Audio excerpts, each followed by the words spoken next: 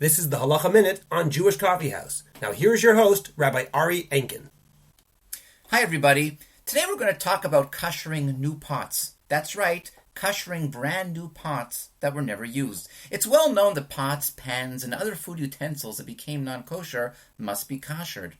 There is also, however, a lesser known practice to kasher even brand new pots and pans before using them for the first time. The reason for this somewhat new development is the coatings and other finishes with which many pot manufacturers glaze their pots and pans in order to give them a shinier and more attractive look. It is quite possible that the coatings contain non-kosher fats or oils. Since it is very difficult to contact the factories where pots and pans are manufactured in order to determine what substances are used in such coatings, and perhaps even more difficult to ensure that one speaks with a company representative who is responsible, knowledgeable, and credible, many are in the habit of simply kashering their new pots and pans to simply avoid the issue entirely. Nevertheless, most authorities do not require one to kasher new pots and pans, and common custom is in accordance with this view. This is because most pots and pans are simply not coated with any problematic substances. In most cases, any such coatings are made from vegetable or petroleum-based oils, not animal ones.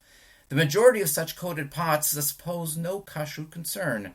Furthermore, according to the principles of Rov and Chazaka, one may assume that one's pots and pans are from the kosher majority, and there is no true requirement, therefore, to kasher them. It is also noted that even if these coatings are truly non-kosher, there would still be no kashrut concern with new pots and pans unless the coating was placed on them during the manufacturing process or while they were otherwise hot.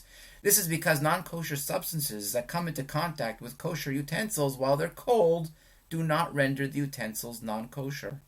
In most cases, new pots and pans are only coated when cool or cold, following their manufacture.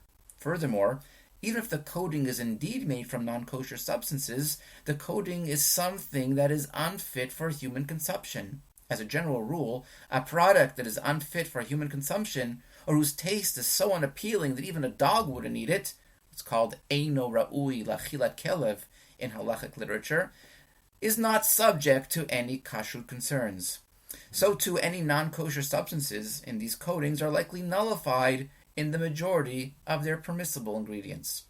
Therefore, while koshering new pots might be a commendable chumrah, a stringency, it is not halachically required.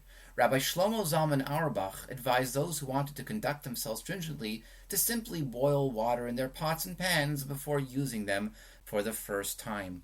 Thank you for joining me. See you again next time. For more information about Rabbi Ari Enkin, to purchase his books, or to invite him to your community, go to www.rabbienkin.com.